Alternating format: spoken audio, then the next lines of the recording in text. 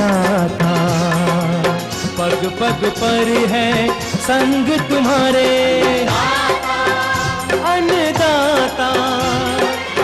लहू किसानों का बन के पसीना सींचता है धरती का सीना।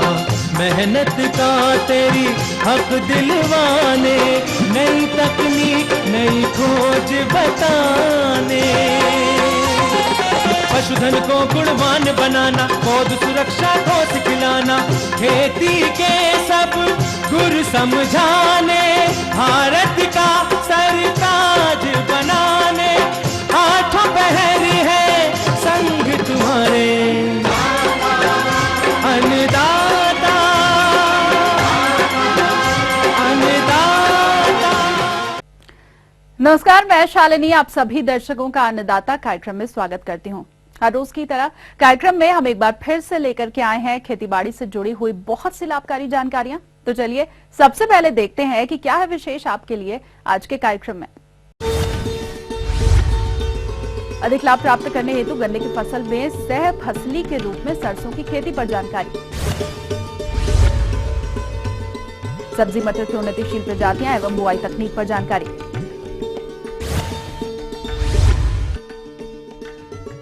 एक्वेरियम में रंगीन मछलियों का पालन एवं प्रबंधन।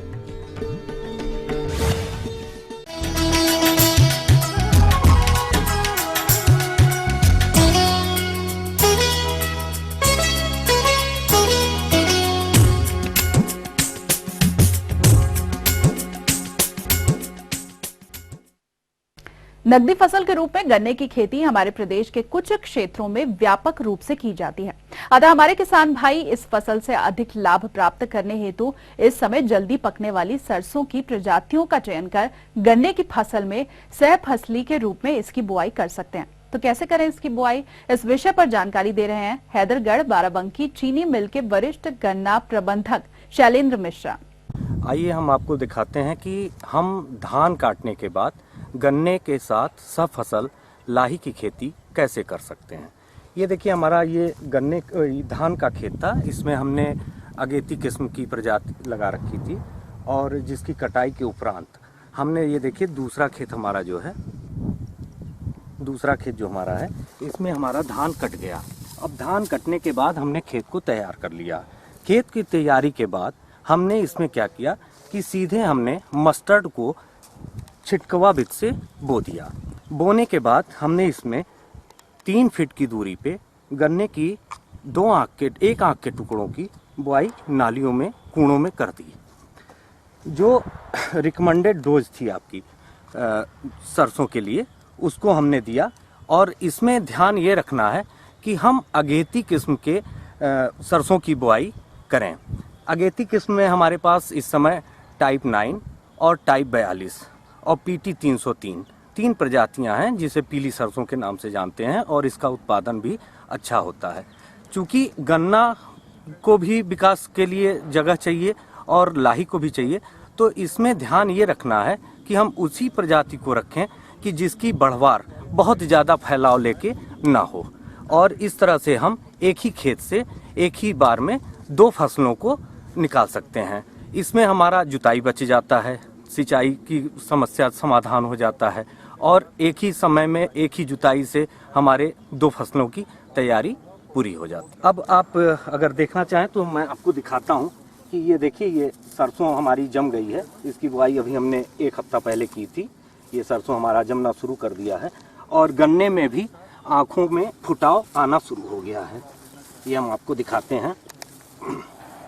ये देखिए ये गन्ना जो हमने डाल रखा था इसमें भी देखिए आँखों का जमाव आना प्रारंभ हो गया, जड़ का फुटाव भी हो चुका है और ये देखिए ये तो पूरा हमारा गन्ना निकलना शुरू हो चुका है। तो इस तरह से हम एक ही खेत में एक ही बार में 2 फसलों को उगाकर अपनी लागत को घटा सकते हैं। और आज के समय में सबसे बड़ी समस्या हमें यही है कि हम कैसे खेती के लागत को कम करें, और उसका सबसे बढ़िया तरीका यही है कि एक ही बार में 2 फसलों को एक खेत से उगा के हम इस लागत को कम कर सकते। हमने इसमें अभी केवल NPK 10-26-26 की 2 बैग प्रति एकड़ की दर से प्रयोग किया है। और इसके साथ ही साथ सिंगल सुपर फास्फेट आपकी एक बैग 16 वाली इसमें हमने डाला है। और उसके साथ ही साथ सल्फोजिंक 10 किलो प्रति एकड़ की दर से। और इसके बाद इसमें जो है नाइट्रोजन यूरिया हमने 25 किलो प्रति एकड़ की दर से डाला है। अगर आपको कंपोस्ट की खाद मिल जाती है या जैविक खाद मिल जाती है तो आप उसका प्रयोग कर सकते हैं। बलरामपुर ग्रुप आपकी भूमि शक्ति के नाम से जैविक खाद बनाती है जो भूमि की उर्वरा शक्ति को बढ़ाती है। और इसका प्रयोग आप 25 से 30 किलो प्रति बैग प्रति हेक्टेयर की दर से प्रयोग कर सकते हैं। ये बहुत ही अच्छी खाद है। इससे जो है उत्पादन भी आपका बढ़ जाता है और भूमि की उर्वरा शक्ति भी अच्छी हो जाती है। इसके साथ ही साथ आप एक चीज़ और देखिए, हमारे इस फील्ड में हमने जो हैदरगढ़ चीनी मिल की निकली हुई बॉयलर ऐश थी उसको भी मिक्स किया है। उसमें भी पोटाश जो है बहुत हाई लेवल पे होता है, तो पोटाश की भी आवश्यकता जो है यहाँ पे पूरी हो जाती है। तो ये थी कुछ उपयोगी जानकारियां। अब लेंगे एक छोटा सा ब्रेक, जल्द हाजिर होंगे। सब्जी मटर की उन्नतिशील प्रजातियां एवं बुआई तकनीक पर जानकारी।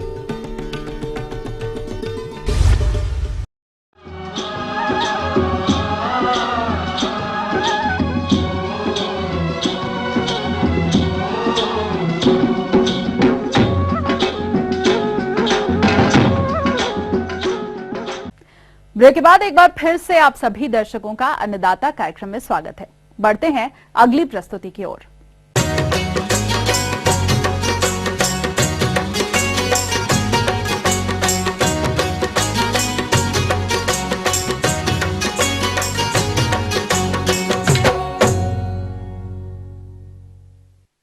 प्रोटीन की धनी सब्जियों में मटर का एक महत्वपूर्ण स्थान है। अतः हमारे जो किसान भाई इस समय इसकी बुआई करना चाहते हैं तो वो कौन कौन सी उन्नत प्रजातियों का चयन कर किस तरह से करें इसकी बुआई, इस विषय पर जानकारी हेतु हमारे संवाददाता ने संपर्क किया कृषि विज्ञान केंद्र उज्झानी बदायूं के डॉक्टर यशपाल सिंह से।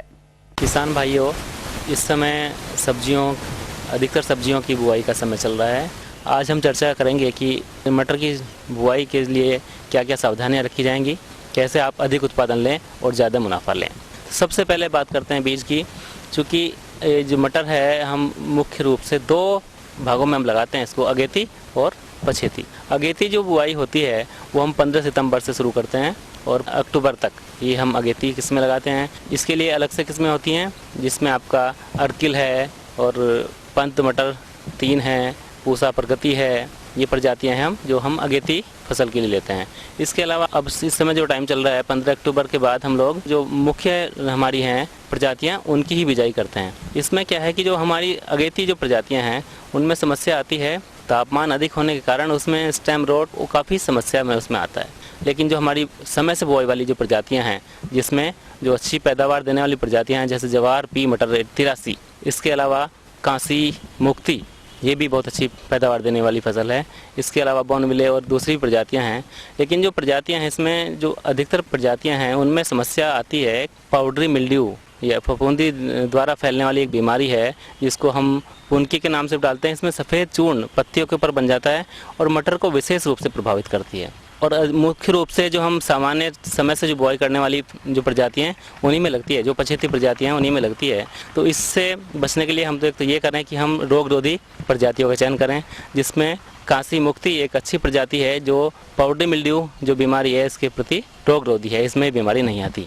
पैदावार भी इसकी अच्छी है, तो इस तरह से हम बीज का चयन कर लें। एक चीज़ और भी इसमें ध्यान रखने वाली बात है कि मटर एक ऐसी सब्जी की फसल है जो ज़्यादा अम्लीय और जो क्षारीय है मिट्टी, उसमें यदि आप लगाते हैं तो सही से उसकी बढ़वार नहीं होती, उत्पादन अच्छा नहीं होता है। तो ये भी ध्यान रखें कि pH मान मृदा का 6 से 7 और 7.5 तक यदि है तो उसमें ही ये अच्छी फसल होती है। खेत को अच्छी तरह से तैयार करके उसमें 20 से 25 टन प्रति हेक्टेयर की दर से गोबर की सड़ी हुई खाद का इस्तेमाल करें। इसके बाद जो उर्वरकों की बात करते हैं तो उर्वरकों की मात्रा तो मुख्य रूप से आप यदि हम इसमें मृदा का परीक्षण करा लें कि किस तरह की हमारी मृदा है, क्या उसकी स्टेटस है, तो ज़्यादा प्रभावी होता है। और यदि आप नहीं करा पाते जो एक सामान्य जो रिकमेंडेशंस है उसमें हम 40 किलोग्राम नाइट्रोजन, 60 किलोग्राम फास्फोरस और 50 किलोग्राम पोटास की प्रति हेक्टेयर की दर से आवश्यकता होती है। और इसके अलावा जिंक सल्फेट भी आप 2 किलोग्राम प्रति बीघा या आप ये कहें कि 25 किलोग्राम प्रति हेक्टेयर की दर से जिंक सल्फेट का भी इस्तेमाल करें। लेकिन इसमें ध्यान रखने वाली बात यह है कि जिंक सल्फेट को कभी भी जो फास्फोरस धारी उर्वरक हैं जैसे DAP है, सिंगल सुपर फास्फेट है या NPK है, उनके साथ मिला के ना लगाएं, उसको आप अलग से प्रयोग करें। बीज दर की यदि बात करते हैं तो जो हमारी अगेती प्रजातियां हैं उनमें हम 100 किलो तक जाते हैं 1 हेक्टेयर में, लेकिन जो समय से बुआई वाली हैं मीन्स 15 अक्टूबर से 15 नवंबर के बीच जो इनकी हम बुआई करते हैं उसमें 75 से 80 किलोग्राम 1 हेक्टेयर के लिए पर्याप्त होता है बीज। उसके बाद बात करते हैं बीजोपचार। चूँकि बहुत सारी बीमारियां मृदा से जनित होती हैं, मृदा के संपर्क में जब बीज आता है तो उसमें वो लग जाती हैं, तो इसलिए बीज उपचार करना आवश्यक है। बीज उपचार करने के लिए हमारे पास जो फफूंदीनाशक मुख्य रूप से कार्बेंडाजिम 2.5 ग्राम मात्रा 1 किलो बीज में हम अच्छे से उसको मिला के, क्योंकि बीज के ऊपर एक हल्की सी परत आ जाए उसके बाद ही इसकी बुआई करें। किसान भाइयों, हम बात कर रहे थे अभी बीज की बुआई की, उसमें एक विशेष ध्यान हम रखते हैं कि दूरी, जो रोपण दूरी है, पंक्ति से पंक्ति की दूरी और पौधे से पौधे की दूरी, सामान्यतः हम 30 से 40 सेंटीमीटर पंक्ति से पंक्ति की दूरी रखते हैं और पौधे से पौधे की दूरी 8 से लेकर 10 सेंटीमीटर तक। जो हमारी अगेती प्रजातियां हैं उसमें दूरी थोड़ी ज़्यादा रखते हैं और जो हमारी पछेती प्रजातियां हैं उसमें दूरी हम 30 सेंटीमीटर रखते हैं। इस तरह से हम सही विधि से यदि बुआई करेंगे तो ज़्यादा मुनाफा, ज़्यादा पैदावार होगी। इसके लिए आप बुआई का भी तरीका है, या तो आप कुंड बना के हल्के पीछे इसमें बुआई करें, या फिर आप यदि थोड़े क्षेत्र में हैं तो आप डिबलर का इस्तेमाल कर सकते हैं, और नहीं तो सीड ड्रिल भी आजकल बाज़ार में उपलब्ध हैं, सीड ड्रिल से भी आप इसकी बुआई करते हैं। बुआई के बाद हम बात करते हैं खरपतवार। चूँकि खरपतवार भी एक बड़ी समस्या होती है, इसके लिए हम मटर में 2 से 3 निराई गुड़ाई की बात करते हैं। यदि निराई गुड़ाई संभव नहीं हो पाती तो फिर हम इसमें प्री इमरजेंस खरपतवार नाशी का इस्तेमाल की बात करते हैं। उसके लिए स्टाम्प 3 लीटर प्रति हेक्टेयर की दर से बुआई के 1 से 2 दिन बाद में ही हम उसको छिड़काव कर देते हैं, जिससे जो भी उग रहे खरपतवार होते हैं वो नहीं उगते हैं, रुक जाते हैं, और इस तरह से हम खरपतवारों का नियंत्रण करके अधिक उपज ले सकते हैं। सिंचाई की जब बात करें तो पहली सिंचाई फूल आने पे ही हम करें, क्योंकि सिंचाई की इस फसल में, मटर में बहुत ज़्यादा आवश्यकता नहीं होती है। यदि ज़्यादा पानी होगा तो उसमें फफूंदी आने की समस्या रहती है। पूरे जीवन काल में जो सामान्य टाइम से जो हम बुआई करते हैं उसमें 2 से 3 सिंचाई की आवश्यकता होती है। यदि मिट्टी बलुई है तब उसमें आप 1-2 सिंचाई और ज़्यादा कर सकते हैं। सिंचाई फूल बनते समय और पोड़ बनते समय जो दाना बनता है उस समय बहुत आवश्यक है। यदि उस समय उसमें सिंचाई की कमी होगी तो हमारी जो उपज है वो प्रभावित होती है। इन सब चीज़ों का ध्यान रख के हम एक अच्छी उपज मटर की ले सकते हैं और किसान भाई अपने आर्थिक स्थिति को अच्छे से सुधार सकते हैं। आगे और भी है कुछ रोचक जानकारियां, पर यहाँ पर रुकेंगे एक और कमर्शियल ब्रेक के लिए, जल्द हाजिर होंगे। एक्वेरियम में रंगीन मछलियों का पालन एवं प्रबंधन।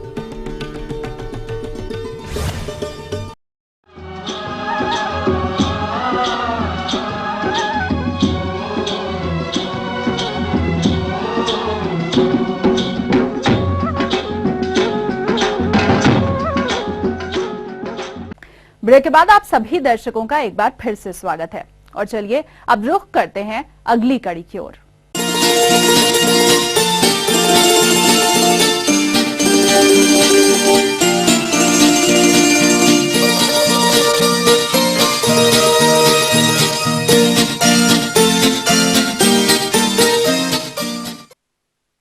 भारत एक विकासशील देश है जिसमें शहरीकरण और नगरों का विकास तेजी से हो रहा है।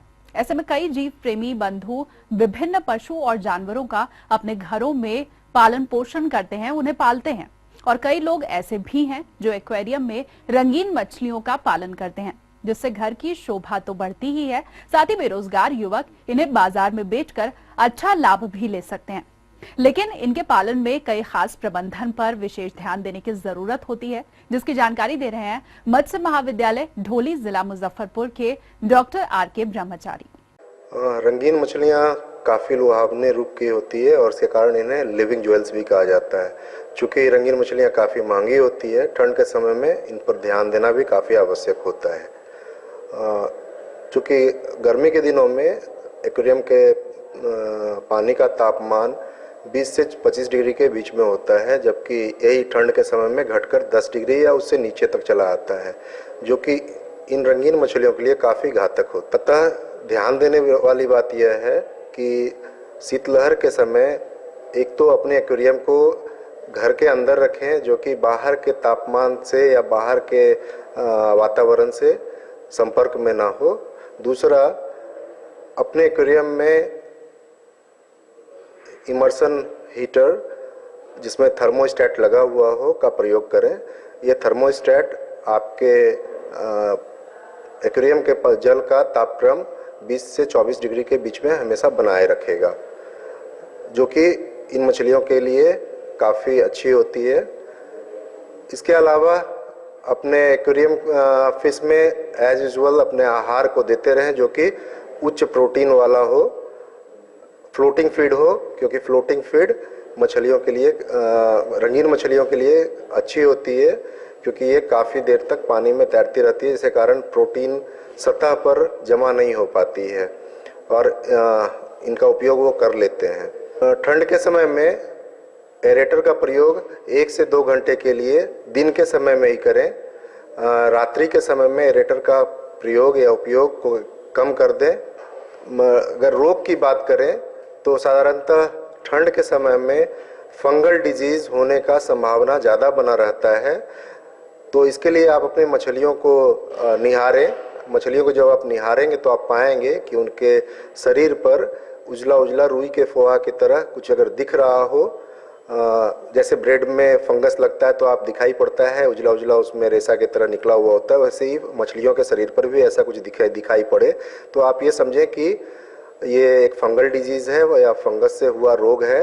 और अगर ऐसा कुछ आप ऑब्जर्व कर रहे हो तो नमक का घोल 2 से 3% नमक का घोल, जो घर में आप नमक खाते हैं वो नमक आप यूज कर सकते हैं। नमक का घोल बनाएं 1 लीटर पानी में 2 से 3% नमक डालकर, और इसमें बाथ ट्रीटमेंट का मतलब होता है लंबे समय तक, आधा घंटा से 1 घंटा तक इसमें मछली को अपने डाल करके छोड़ दें। रोग की सीवियरिटी है बहुत ज़्यादा, पूरे शरीर पर अगर फैल गया हो रोग तो इसी नमक के घोल में नमक का प्रतिशत बढ़ाते जाएं। और अभी आपने शुरुआत में 2 से 3% किया था, फिर 1% इसमें बढ़ा दें, मतलब 4% हो गया। फिर 1 घंटे 2 घंटे के बाद इसको 1% और बढ़ा दें। 6-7% तक जाने के बाद फिर धीरे धीरे उसमें पानी ऐड करें, जिससे नमक की प्रतिशतता घटती जाएगी। और इसी क्रम में आप अपने एक्वेरियम के जल को भी साफ कर लें। जल को साफ करने का मतलब एक्वेरियम को ही साफ कर लें, जल को फेंक दें और नया पानी उसमें रखें। पानी पानी रखने से पहले अपने एक्वेरियम को 2 ppm या 2 ग्राम प्रति लीटर KMnO4 के सॉल्यूशन से धो लें और उसके बाद फिर से पुनः पानी भरें और इसके बाद अपने मछलियों को रखें। अगर कम मात्रा में फंगल डिजीज़ अगर सीवियर नहीं है तो आप 1 घंटे का ट्रीटमेंट या आधे घंटे का ट्रीटमेंट अगले 2-3 दिन तक कंटिन्यू करें। अपनी मछली को निकालें, नमक के घोल में रखें और वापस फिर एक्वेरियम में डाल दें। ऐसा अगर करेंगे तो आप अपने एक्वेरियम फिशेज को बचा।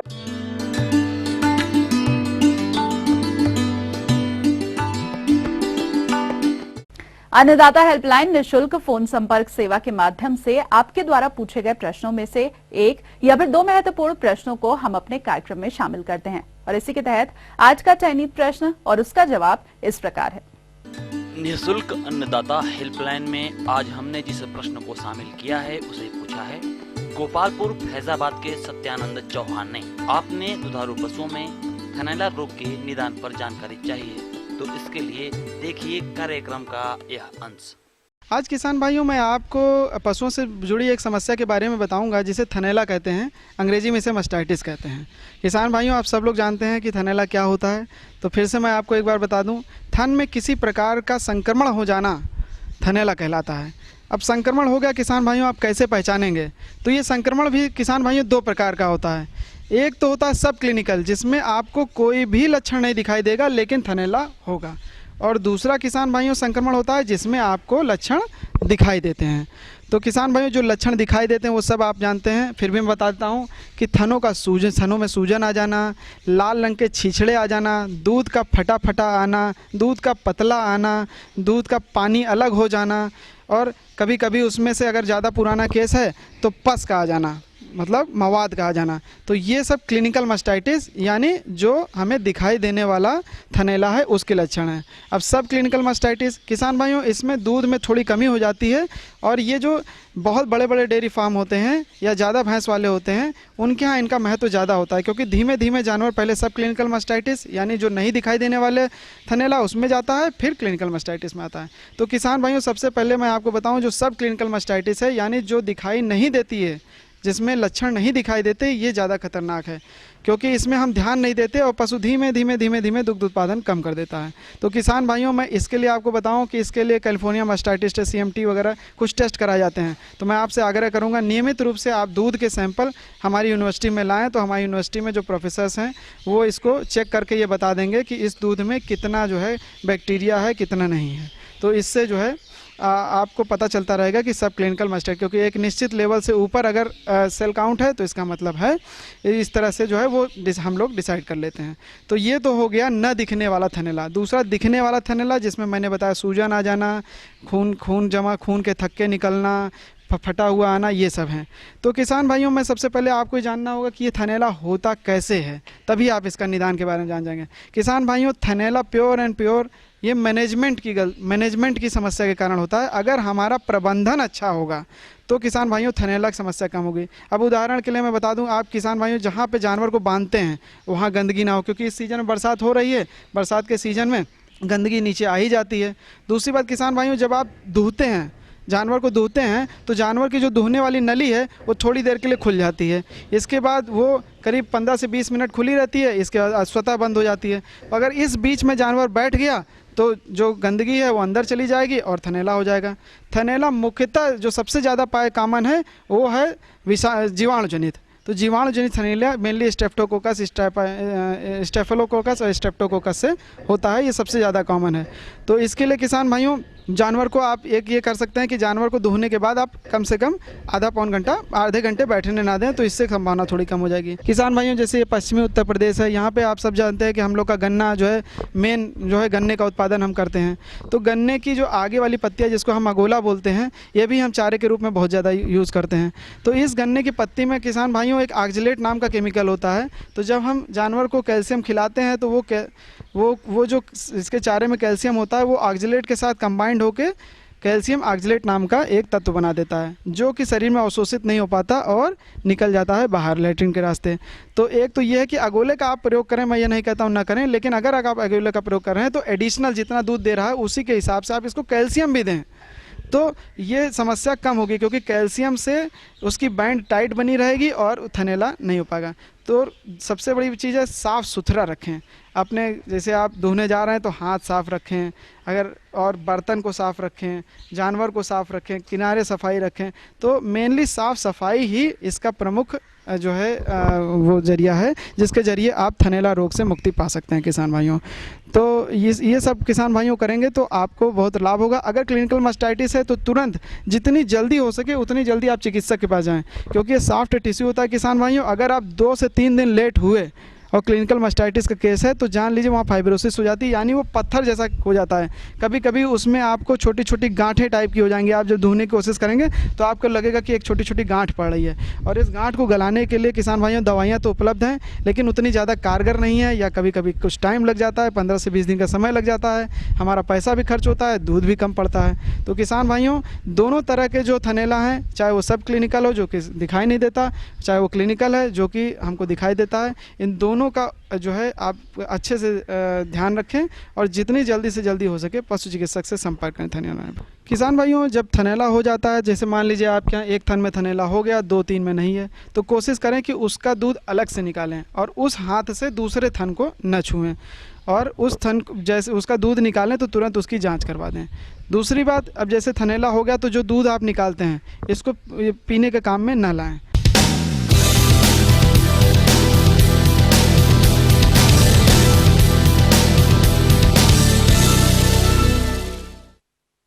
राज्य की विभिन्न मंडियों में कृषि उत्पादों के चढ़ते उतरते बाजार भाव की संक्षिप्त जानकारी इस प्रकार है।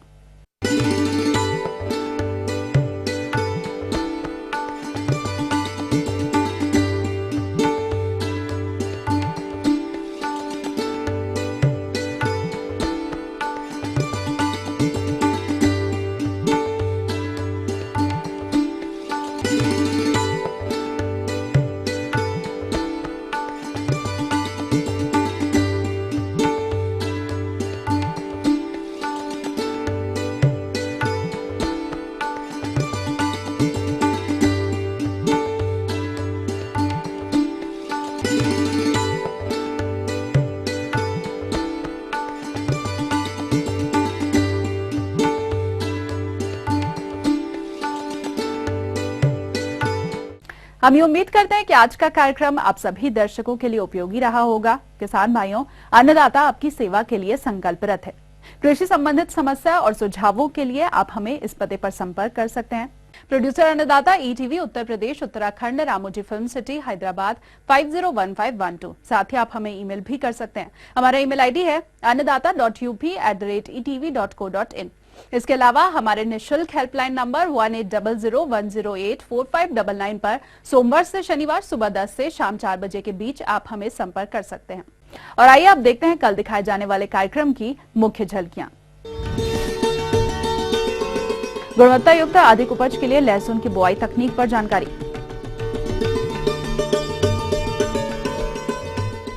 पालक की फसल में लगने वाले विभिन्न कीट और रोग तथा इनके नियंत्रण पर जानकारी।